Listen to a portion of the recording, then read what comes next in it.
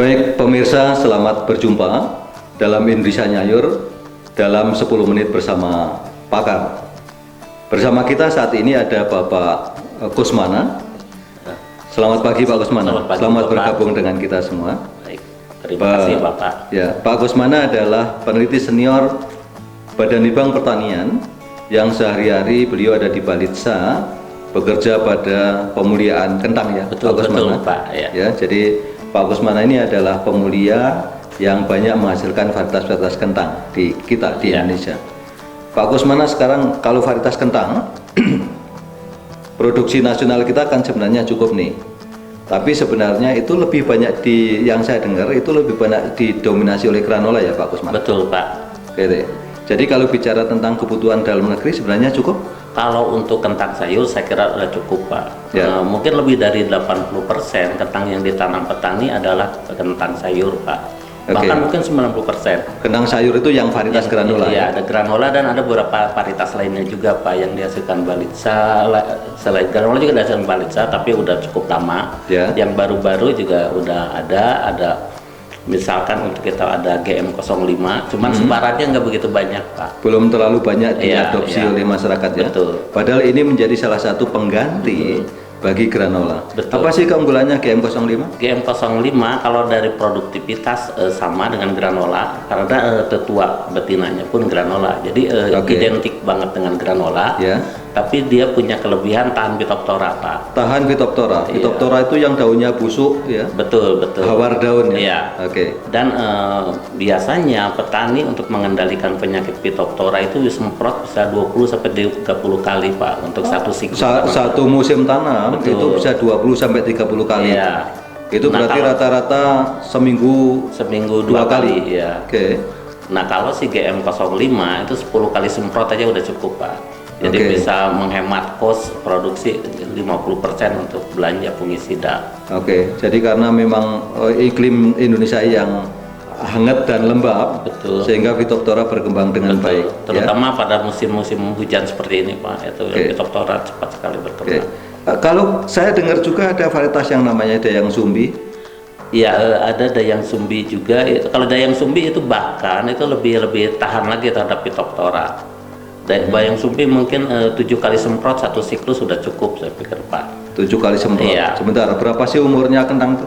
Umurnya kentang 110 hari Pak rata-rata. 110 hari berarti kira-kira 2 minggu sekali? Betul. 2 minggu sekali cukup, biasanya 2 kali seminggu? Iya. Oke. Kalau bicara tentang Dayang Sumbi nih, varietas yang Dayang Sumbi, dia adalah tipe kentang sayur. Betul. Ya, kentang sayur yang dia juga sama dengan granola karakternya, tetapi lebih tahan terhadap Phytophthora. Iya. Produktivitasnya kalau dibandingkan dengan granola? Produktivitasnya di tingkat petani untuk Dayang Sumbi bisa lebih dari 20 ton Pak. Oke. Walaupun sebetulnya kalau di penelitian itu 30 ton, tapi kalau di tingkat petani 20 sampai 25 ton bisa kecapai Pak. Oke, 20 sampai 25 ton ya. Itu lebih banyak dari granola sedikit kayaknya kalau lihat produktivitas. Jadi ini. Tapi dia menang di biaya untuk mengendalikan Phytophthoranya itu dia lebih irit gitu Pak. Iya. Itu ya. Jadi sebenarnya kita punya banyak pilihan pemirsa. Jadi kalau kita bicara tentang tanaman kentang, selama ini petani mengenal hanya granola, mengenal utamanya granola sebagai kentang sayur, dan ini ada memang mendominasi produksi nasional kentang ya, ya. Tetapi kita punya banyak pilihan tentang kentang sayur.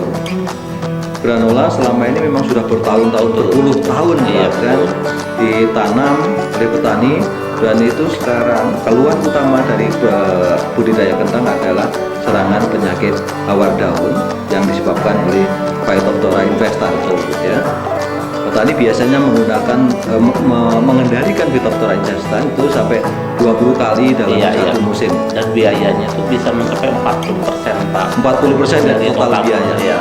Jadi kalau biaya kentang 100 juta, 40% untuk biaya. Betul. Sehingga kalau kita bisa mengganti granola dengan GM05 atau Dayang Sumbi, atau barangkali ada varietas yang lain?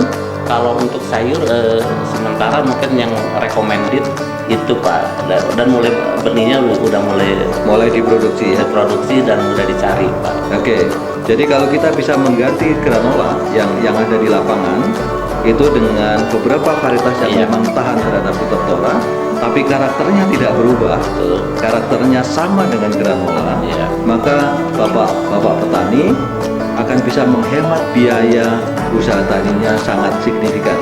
Karena biasanya nyemprot 2 kali dalam 1 minggu, Iya. itu bisa hanya menjadi 2 minggu 1 kali. Iya. Jadi ini Iya. dan kami mendorong dengan sangat agar tumbuh para penangkar untuk 2 varietas ini nih. Para penangkar yang bisa menyediakan benih untuk Dayang Sumbi dan GM05. Kami undang semuanya di Balai Penelitian Tanaman Sayuran. Kalau tidak salah kita Iya. juga memproduksi planlet dari varietas ini. Varietas tersebut. Berikutnya tinggal ini bagaimana dibawa oleh penangkar untuk memproduksi kenolnya. Iya. Baik Pak Kusmana, terima kasih Baik, banyak. Pak. Sampai jumpa lagi.